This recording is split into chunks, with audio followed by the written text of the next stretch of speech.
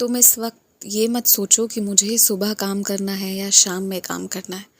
जिस समय तुम्हारा शरीर और तुम्हारा मन साथ दे रहा है तुम उसी समय अपने सारे काम कर लो।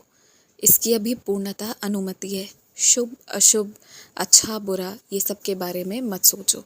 जहाँ मैं हूँ और जहाँ मेरी पद्धति चलती है, यानी जहाँ मेरे नियम चलते हैं, वहाँ पर सिर्फ श्रद्धा और सबूरी होनी चाहिए और कोई नियम की जंजीरों में किसी को बंधना नहीं है। तुम अपने घर के कैमरे जो खराब हो गए हैं ना, उसे ठीक कराने के बारे में अभी सोचो मत। उसे तुम खुद ठीक कर लोगे। तुम एक बार वो कागज़ निकाल कर पढ़ो जो उसके साथ खरीदते वक्त तुम्हें मिला था, और अगर कागज़ नहीं भी मिल रहा है तो भी तुम थोड़ा सा उसके बारे में पढ़ो, उस कैमरे के बारे में जानकारी प्राप्त करो और तुम अपने आप से कुछ चीज़ों को ठीक करने में योग्य हो। तुम्हारे बस डर के वजह से ना कई बार तुम्हारे चीज़ों को ठीक होने में विलम्ब भी लगता है, और जो काम आसानी से हो सकता है उसमें मोटे खर्चे भी तुम्हें उठाने पड़ते हैं। खुद से ठीक करो, सब ठीक हो जाएगा। और अगर कुछ गड़बड़ हो गया, कुछ गलत हो गया, तो फिर वो भी ठीक हो जाएगा। तुम चिंता किए बगैर बस एक बार अपने से कोशिश करना, पर ध्यान रखना कि तुम्हें ऐसे किसी जगह नहीं चढ़ना है या ऐसा कुछ भी नहीं करना है जिसमें तुम्हें शारीरिक रूप से चोट लगे। इस चीज़ का भी बहुत ध्यान रखना। कभी भी ना जब तुम मेरी भक्ति करो तो इस बात का ध्यान रखो कि किसी भक्त के विश्वास से मेरे निकट तो आओ, पर किसी के विश्वास पर मत चलो। अपना खुद का विश्वास मेरे ऊपर रखो और उस पर चलो। किसी भक्त, किसी पंडित जी या मंदिर में आने वाले किसी विशेष भक्तगण की वजह से मंदिर आ रहे हो या उनके विश्वास पर चल रहे हो तो वो शुरू शुरू में तो ठीक है, मगर ज़्यादा दिनों तक ये होना उचित नहीं है।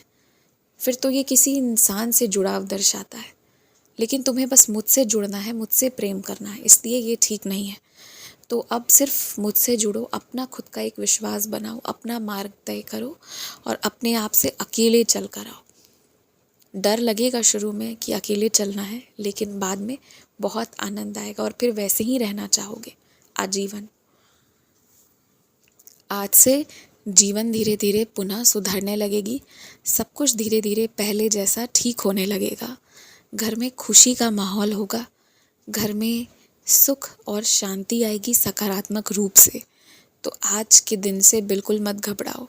हो सकता है कोई तुमसे क्षमा मांगे, या ये भी हो सकता है कि कोई सीधे से क्षमा ना मांगे, लेकिन हाँ, अपने कुछ कर्मों के माध्यम से, मतलब कुछ करके तुम्हें खुश करने की कोशिश करे, और उस ज़रिए वो उसका तरीका होगा तुमसे क्षमा मांगने का।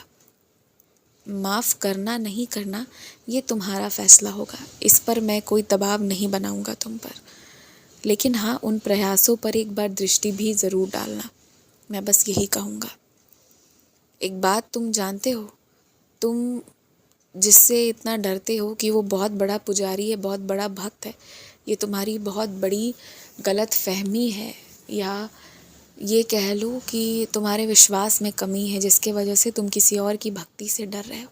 अरे कोई घंटों 2 घंटों मंदिर में बैठा हो, चाहे शिवलिंग के पास बैठा हो, चाहे मेरे पास बैठा हो, चाहे मंदिर में किसी भी देवी देवता के पास बैठा हो, 10 प्रकार से पूजा कर रहा हो, अनेकों मंत्र जाप कर रहा हो, कुछ भी कर रहा हो, पर जो व्यक्ति वो सारी चीज़ें करने के बाद मन में नकारात्मक लेकर चल रहा है, चुगलियाँ कर रहा है, भला बुरा कह रहा है, किसी का बिगाड़ रहा है, अनिष्ट कर रहा है, वो उसी समय अपने सारे किए गए ताप जप को बर्बाद कर रहा है। या इसे इस दृष्टिकोण से देखो कि वो सबका बिगाड़ रहा है, लगातार बद्दुआएं बटोर रहा है, और इस वजह से उसे आवश्यक है जीने के लिए उतना पाठ करना, और वो बस वही कर रहा है, जीने मात्र के लिए ही वो कर रहा है।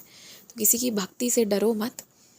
अगर भक्ति किसी की डरा रही है तो 2 बातें हैं। पहला तो कि तुम्हारा मेरे ऊपर विश्वास कम है शायद, इसलिए ऐसा हो रहा है, कहीं ना कहीं तो है।